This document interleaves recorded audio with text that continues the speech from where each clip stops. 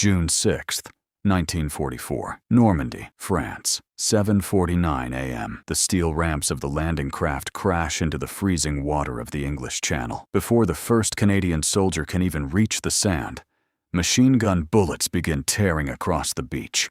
Mortar shells explode among the waves.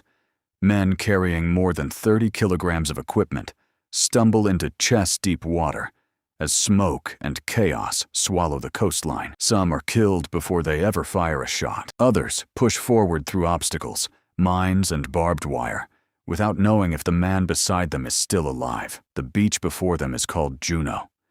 By nightfall, these Canadians will achieve one of the most remarkable advances of the entire D-Day invasion.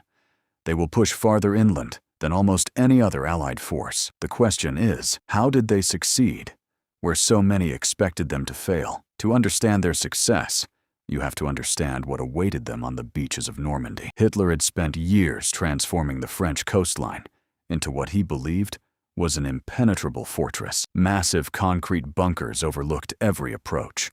Hidden machine gun nests covered the beaches with overlapping fields of fire. Artillery batteries waited farther inland, while thousands of mines and steel obstacles were designed to destroy landing craft before they could even reach shore. German commanders believed that if the Allies attempted an invasion, they could crush it before it ever reached the villages beyond the sand. Many of the soldiers defending Juno Beach belonged to the experienced 716th Infantry Division, reinforced by elements of the tough 21st Panzer Division positioned farther inland. They expected a hard fight. They didn't expect the determination of the Canadians. The men of the 3rd Canadian Infantry Division had spent months preparing for this single morning.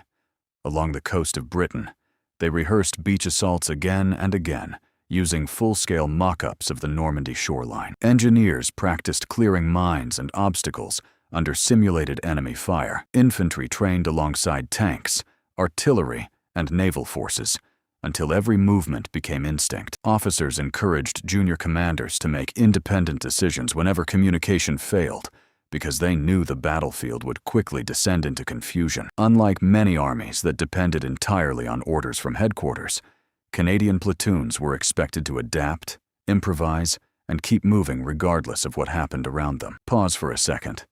Imagine stepping off a landing craft knowing that the first 50 meters may be the most dangerous walk of your life. Every bunker ahead has your position already marked. Every obstacle has been designed to slow you down. The safest choice would be to stay behind cover and wait for someone else to move first. But if everyone waits, the invasion dies on the beach. The Canadians understood that momentum was everything. Once the landing began, there could be no hesitation. The first wave suffered heavy casualties almost immediately. Rough seas had delayed many landing craft, forcing soldiers to arrive after the rising tide had already covered much of the beach. Engineers trying to clear paths through the obstacles became prime targets for German machine gunners. Several amphibious tanks were lost before they could provide support. Yet, unlike many defenders expected, the assault did not stall. Small Canadian assault teams began working their way around bunkers instead of attacking them head-on. Engineers blasted openings through seawalls, while infantry used grenades and flamethrowers to eliminate fortified positions one by one. Naval gunfire continued striking German defenses behind the beach, preventing many defenders from organizing an effective counterattack. Once the exits from Juno Beach were secured, the battle changed completely. Canadian officers refused to waste time celebrating the capture of the shoreline. Fresh units immediately pushed inland toward their next objectives. Sherman tanks rolled forward alongside infantry, while artillery batteries landed and quickly established firing positions to support the advance. German defenders expecting another wave of beach fighting suddenly found Canadian troops entering villages that had not been expected to see combat until much later in the day. In places like Courseulles-sur-Mer, Bernières-sur-Mer, and Bagny-sur-Mer, fierce fighting erupted as Canadian soldiers cleared houses, crossroads, and strongpoints with remarkable speed. The German response came quickly. Elements of the 21st Panzer Division attempted counterattacks against the expanding beachhead, hoping to drive the Canadians back into the sea before more Allied reinforcements could arrive, but the Canadians had already gained too much ground. Allied fighter aircraft dominated the skies overhead, making large German troop movements extremely dangerous. Naval guns continued firing from offshore, while Canadian anti-tank weapons and artillery broke up repeated attempts to regain lost positions. Every hour that passed brought more Allied soldiers, more tanks, more ammunition, and more supplies onto Juno Beach.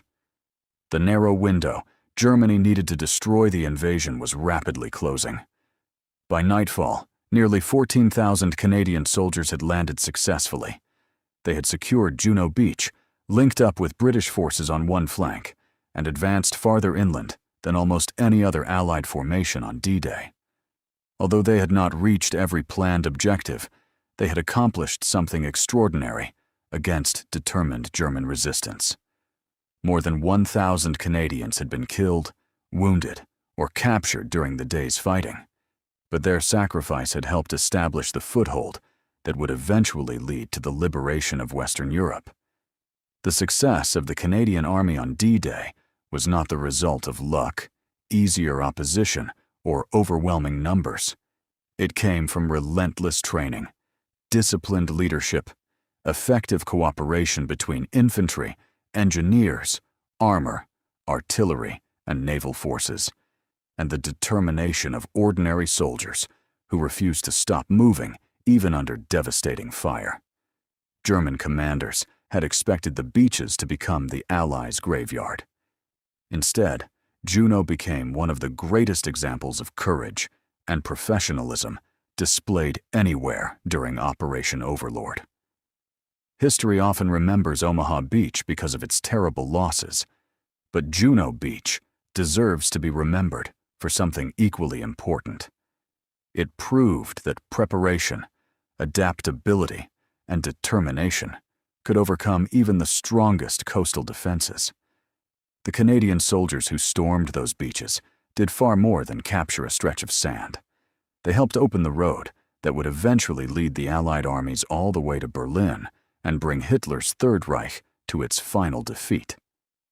If you had been an Allied commander planning D-Day, would you have risked pushing inland as aggressively as the Canadians did, or would you have consolidated the beachhead first? Let me know your thoughts in the comments, and don't forget to subscribe because in the next documentary, we'll uncover another incredible Canadian story that helped change the course of the Second World War forever.